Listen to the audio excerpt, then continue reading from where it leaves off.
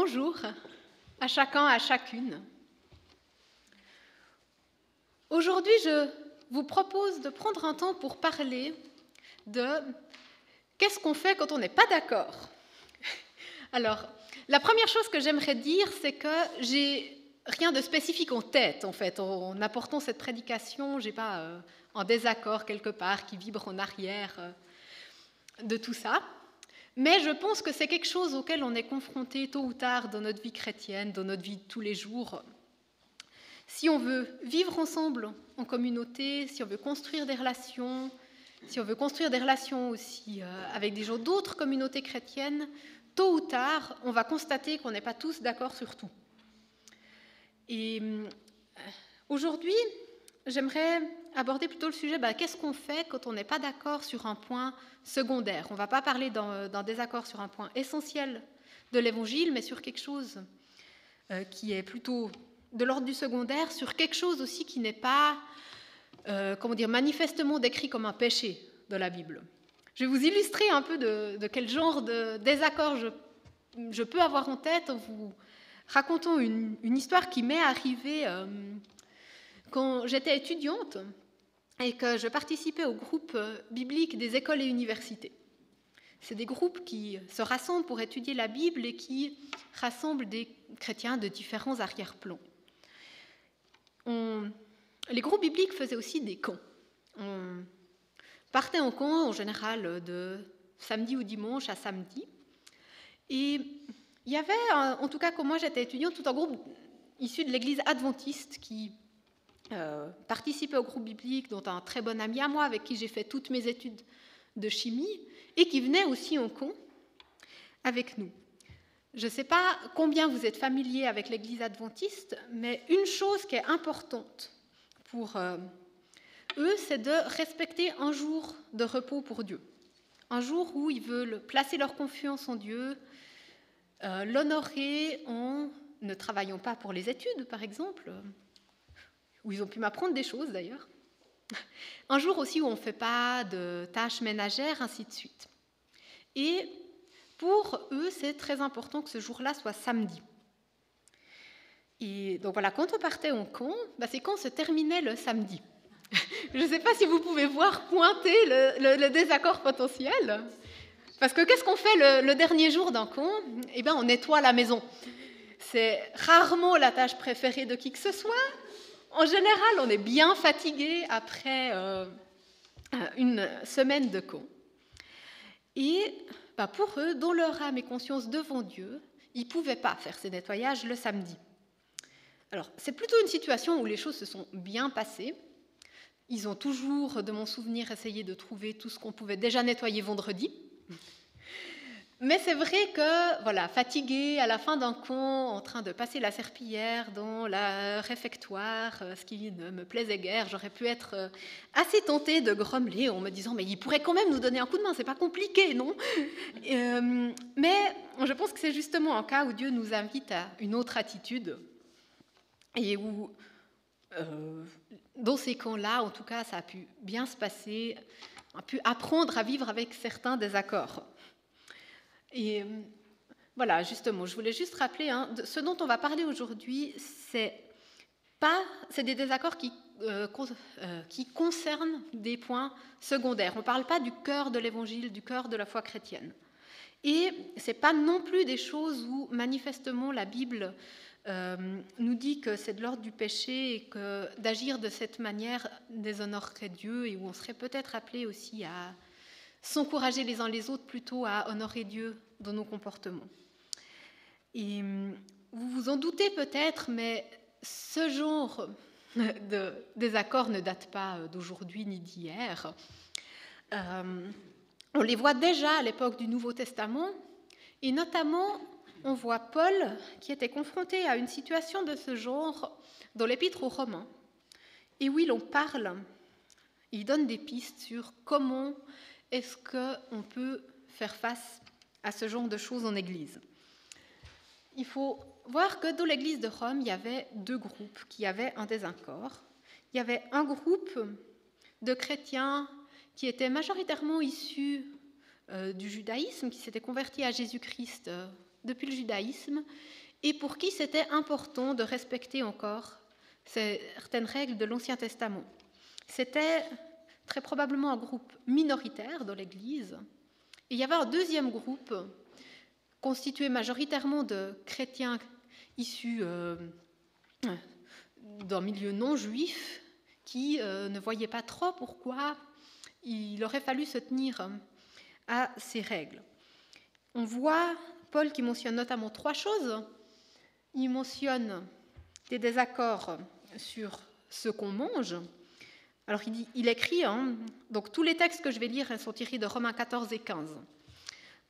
On le voit par exemple, Romains 14, verset 2, dire par exemple, l'un croit pouvoir manger de tout, tandis que l'autre, qui est faible dans la foi, ne mange que des légumes. Et là, il faut savoir que des gens issus du judaïsme, quand ils étaient en milieu non juif et qu'ils n'étaient pas sûrs que la viande était cachère, donc préparée selon toutes les règles de l'Ancien Testament, souvent préféraient ne pas manger de viande du tout.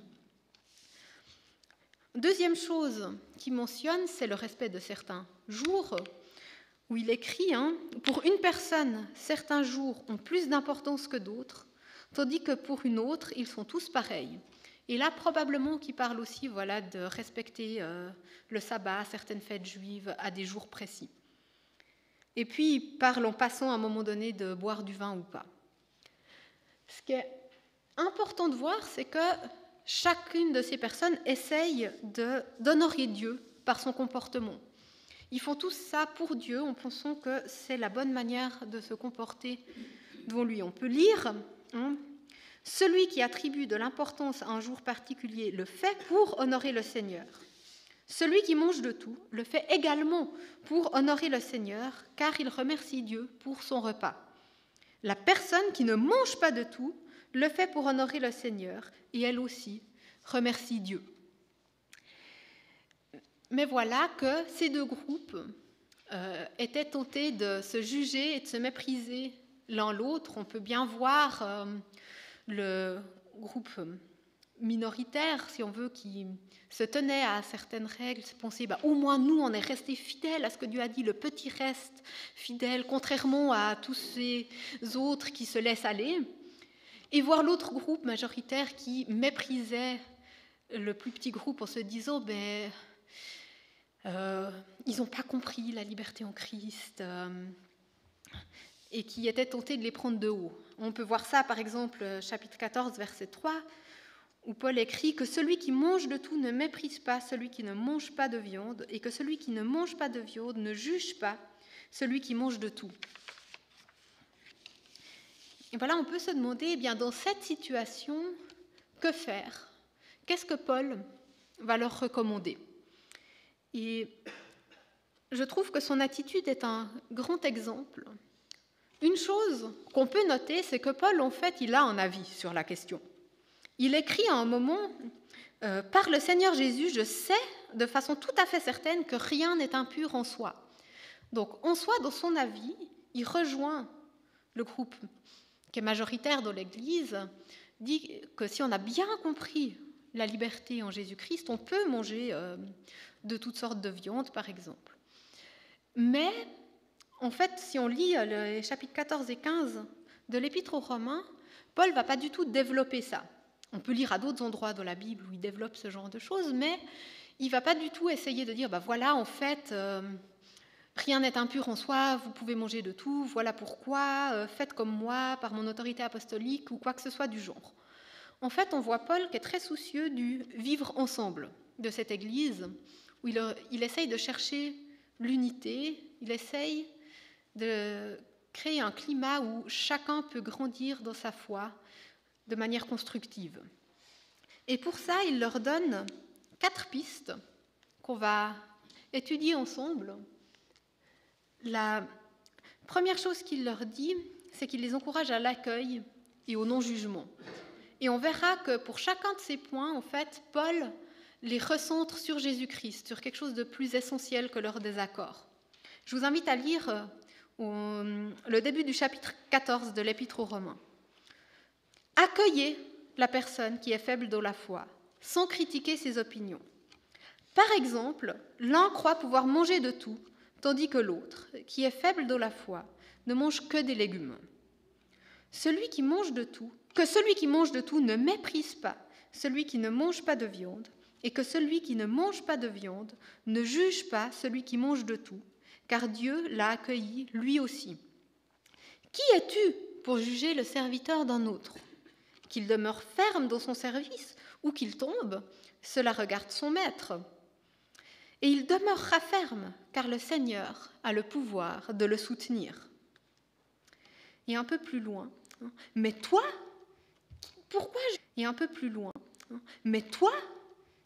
pourquoi juges-tu ton frère ? Et toi, prises-tu ta sœur ? Nous aurons tous à nous présenter devant Dieu pour être jugés par lui.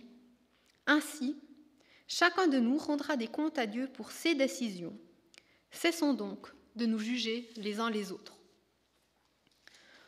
On voit là Paul qui commence en incitant à l'accueil. Il dit « accueillez la personne qui est faible dans la foi ».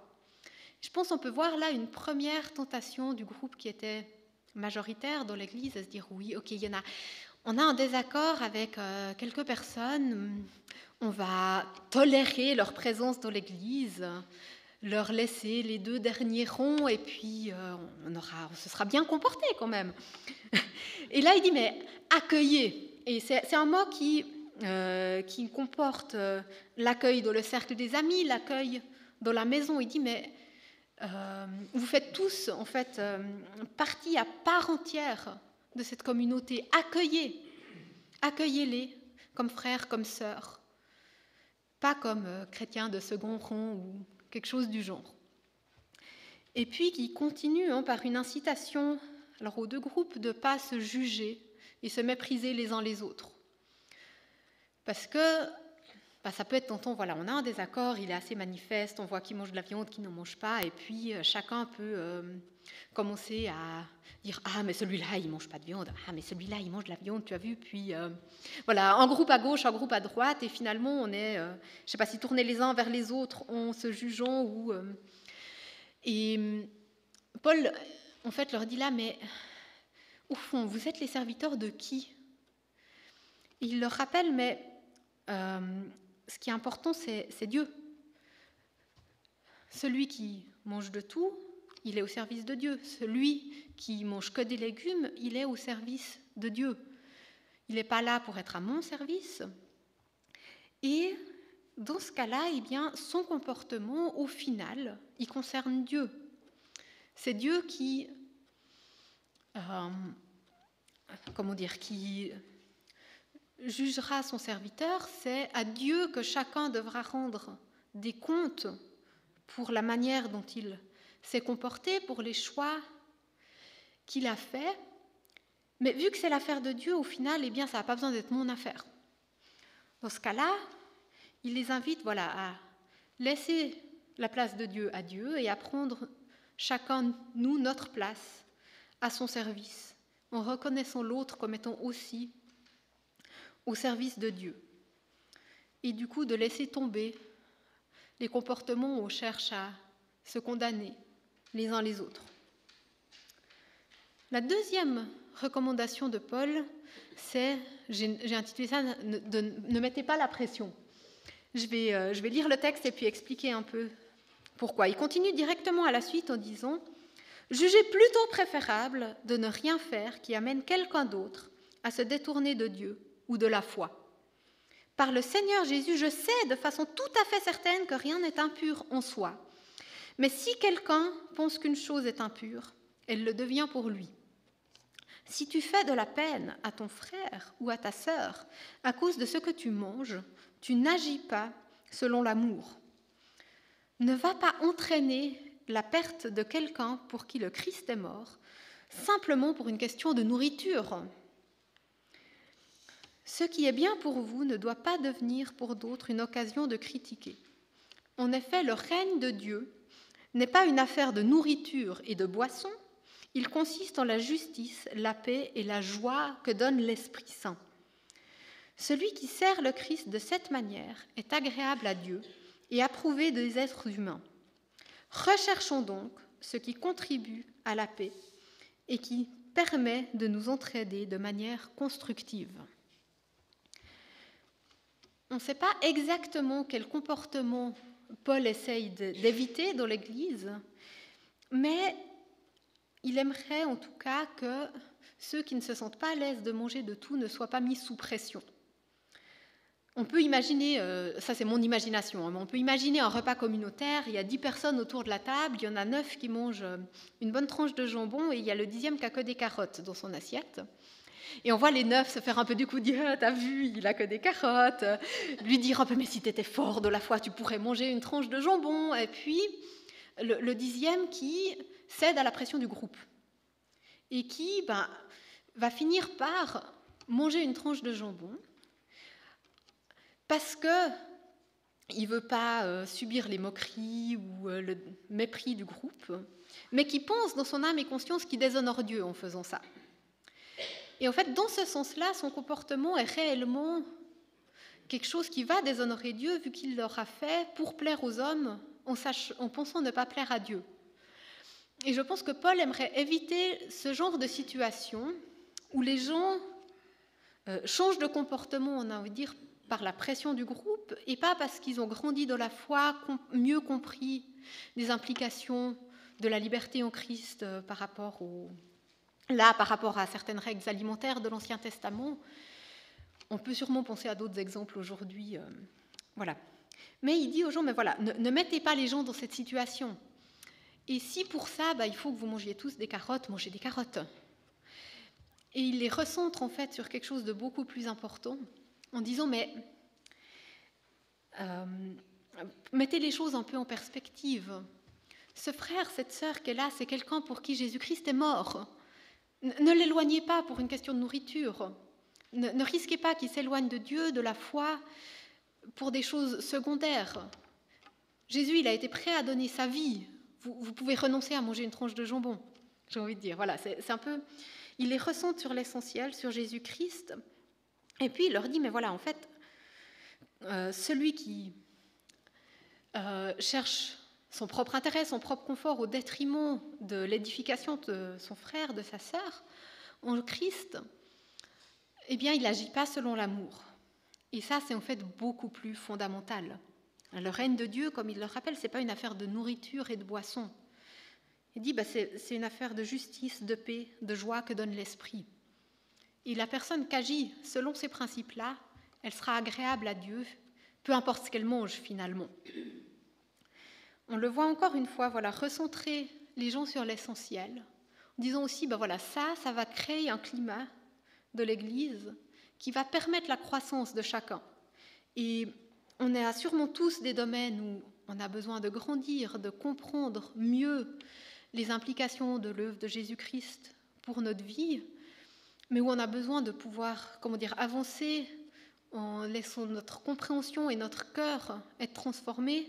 Et c'est de là qu'un comportement transformé découlera.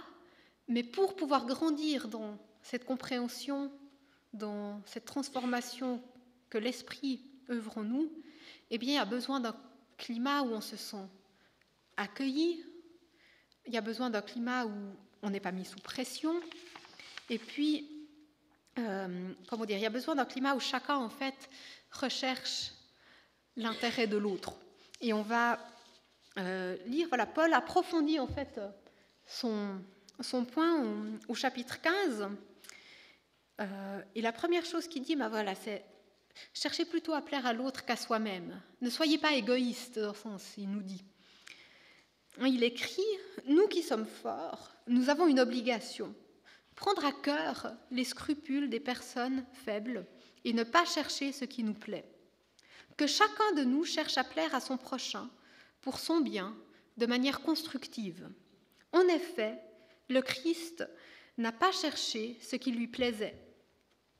Que Dieu, la source de la persévérance et du réconfort, vous rende capable de vivre en bon accord les uns avec les autres en suivant l'exemple de Jésus-Christ. Alors, tous ensemble, d'une seule voix, vous louerez Dieu, le Père de notre Seigneur Jésus-Christ. Alors Paul leur dit, soyez pas égoïstes, ne soyons pas égoïstes, cherchons plutôt l'intérêt de l'autre, cherchons à ce qu'il puisse grandir dans sa foi, à ce qu'il puisse s'approcher de Dieu. Et il le fait en centrant sur l'exemple de Jésus-Christ. Il dit, mais Jésus-Christ, il n'a pas cherché ce qui lui plaisait à lui.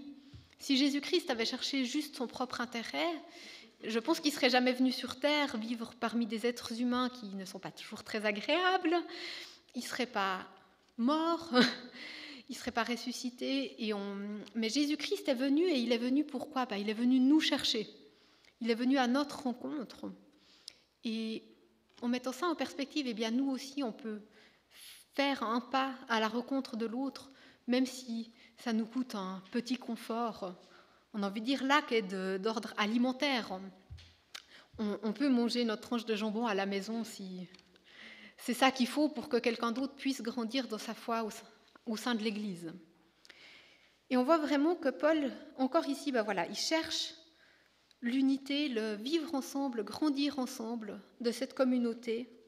Et il dit, c'est comme ça que nous pourrons louer Dieu d'une seule voix, en étant centrés sur Jésus-Christ. Et même s'il reste des choses secondaires sur lesquelles on n'est pas d'accord, eh bien cette louange communautaire, elle peut avoir lieu si on est centré sur l'essentiel. Et il termine en résumant d'une certaine manière en disant, mais en résumé, accueillez-vous les uns les autres comme le Christ vous a accueillis pour la gloire de Dieu. En effet, je vous l'affirme, le Christ s'est mis au service des Juifs pour attester que Dieu dit vrai.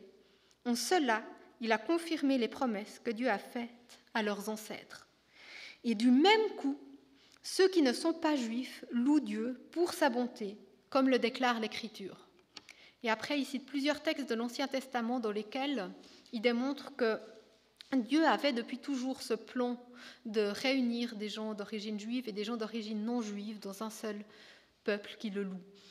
Et voilà, il dit ça, justement, c'était là qu'il y avait le désaccord entre les deux groupes. Un groupe d'origine juive qui se tenait à certaines règles de l'Ancien Testament, un groupe d'origine non juive qui ne voyait pas le problème.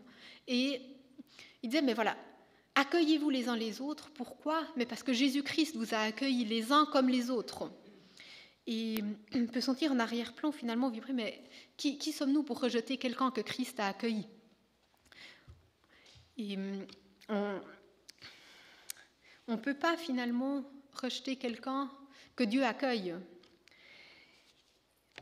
Et on le voit vraiment à travers tous ces 4 points que Paul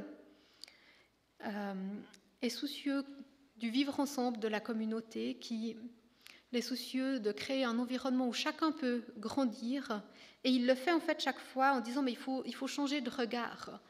Il faut se centrer sur l'essentiel, sur Jésus-Christ, et adopter sur l'autre le regard du Christ. Je vais résumer les 4 points. En premier, on peut dire, mais ne nous jugeons pas les uns les autres, car nous sommes tous serviteurs de Dieu, et c'est à lui, au final, que nous rendrons des comptes. C'est lui qui dira, oui, ça c'était bon. Là, peut-être, nous avions encore besoin de comprendre mieux quelque chose, mais c'est à lui que ça revient. Deuxième point, c'est « mais ne risquons pas d'éloigner quelqu'un de la foi pour un désaccord mineur. N'éloignons pas quelqu'un de Dieu pour qui Jésus-Christ est mort, comme Paul l'écrivait. Ne soyons pas égoïstes, mais recherchons un environnement où chacun peut grandir dans sa foi. Et le dernier, accueillons-nous les uns les autres, car Jésus-Christ lui-même nous a accueillis. J'aimerais dire dans tout ça, voyons l'autre comme quelqu'un qui est au service de Dieu, comme quelqu'un pour qui Jésus-Christ est mort, comme quelqu'un que Jésus-Christ est venu chercher, comme quelqu'un que Jésus-Christ a accueilli. Et en adoptant ce regard, en fait, les désaccords mineurs qu'on peut avoir, les désaccords sur des plans secondaires, ils vont passer au plan secondaire, ils seront à leur juste place. Ça ne veut pas dire qu'on ne peut pas en discuter, qu'on ne peut pas en parler, mais ça veut dire que ce n'est pas là-dessus qu'on va se diviser, qu'on va éloigner des gens de Dieu, qu'on va mépriser, juger quelqu'un. Et j'aimerais nous laisser 3 questions pour réfléchir à la fin de cette prédication. Une, c'est bien quelle attitude est-ce que j'adopte face à un chrétien avec qui j'ai un désaccord sur un point secondaire? Quel regard est-ce que je pose sur les autres chrétiens qui m'entourent? Et finalement, qu'est-ce qui peut m'aider à adopter le regard et l'attitude de Jésus